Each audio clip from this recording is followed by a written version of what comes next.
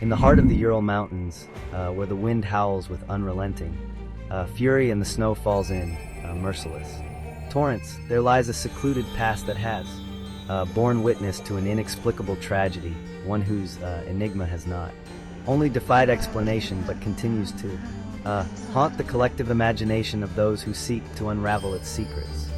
The Dyatlov Pass incident of 1959, a name now synonymous with inexplicable horror, remains unsolved, its unsettling details preserved like a relic of a forgotten time.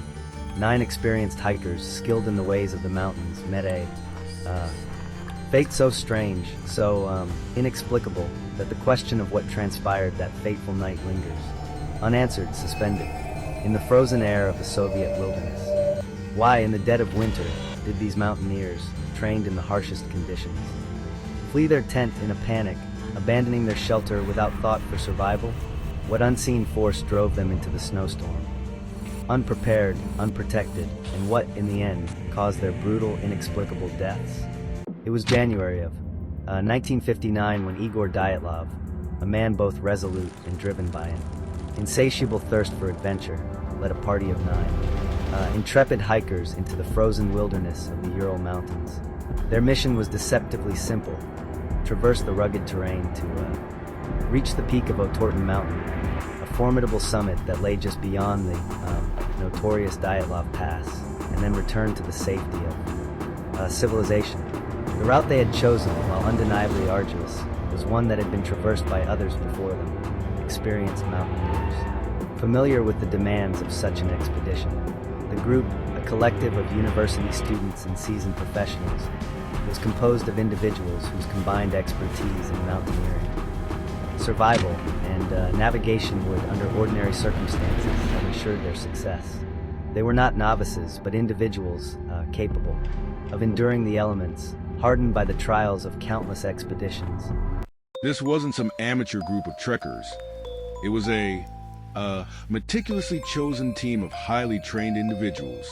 Each one was adept in the rigors of mountaineering and equipped with the tools necessary to navigate and survive the treacherous conditions of the Ural region. The notion that they would simply disappear, let alone meet such a strange and violent end, is quite frankly baffling. They were prepared, seasoned, and yet something happened. Something that none of their training could have foreseen. After days of grueling travel, the group finally arrived at Dyatlov Pass on the evening of February 1st. The weather, already unfavorable, had worsened. Snowstorms, biting winds, and near-zero visibility had conspired to hinder their progress, forcing them to make camp on the northern slope of the pass, only a short distance from their final destination. Though weary from the journey, they chose to rest as nightfall approached and the unforgiving winds howled through the mountain pass. In these mountains, the winter is unrelenting. Temperatures can plummet well below minus 25 degrees Celsius, and the winds can turn a seemingly peaceful landscape into a death trap. These conditions are dangerous, no doubt about it, but the real question is, given the severe conditions, why did they make the decision to remain at the pass when it was clear that continuing forward would have been extremely risky? In the stillness of the night, as the winds screamed through the mountain pass, something occurred, something inexplicable. At approximately midnight, the hikers, in a state of panic, slashed open the walls of their tent from within, as though attempting to escape something unseen, something that drove them into the icy wilderness with no regard for their survival. Barefoot, clad in little more than their sleeping clothes, they fled, each of them running in different directions, their footprints soon vanishing in the snow, leaving behind the warmth of their shelter, their supplies, and all their belongings. When our team arrived at the scene, what struck us immediately was the state of the tent.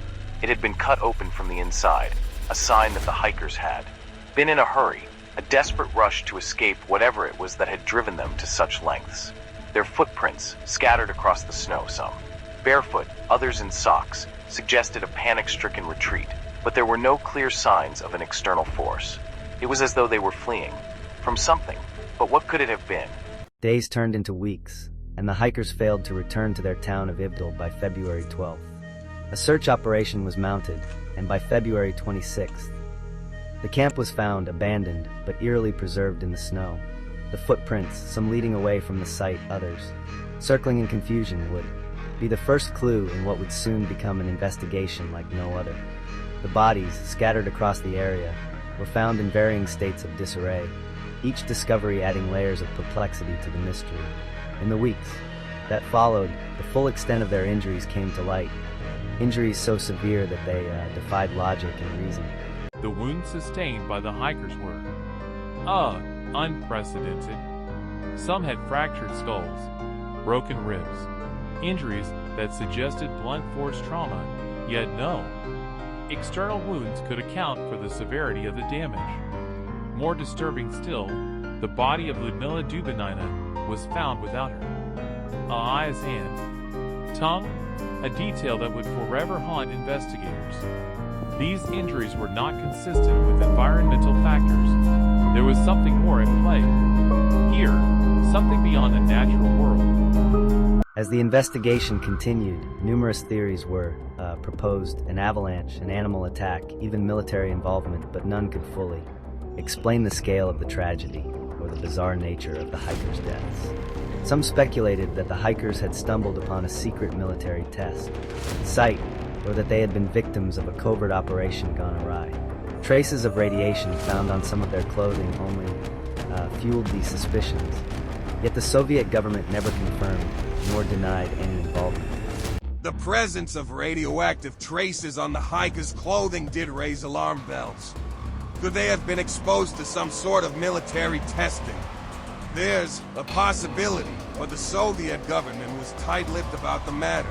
What remains clear is that the official explanations only scratch the surface. There are far more questions than answers.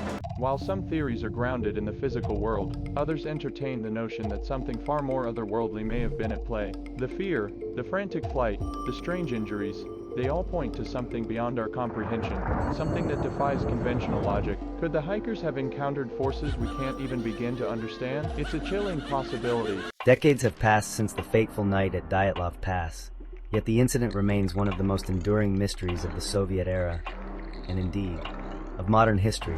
The hikers' families, the Russian government, and a growing community of researchers and adventurers have revisited the case, yet no definitive explanation has emerged. The chilling question that haunts those who seek answers is one that may never be resolved. What did the hikers encounter that night, and what drove them to such a tragic, unexplained end? The Dyatlov Pass incident is not merely a tragedy. It is a mystery that has withstood the test of time, casting its long shadow across the generations that have attempted to unravel its secrets. The mountains, unmoving and silent, still hold the answers, but they are answers that may never come. The fate of those 9 hikers is now part of the mountain's icy, impenetrable legacy.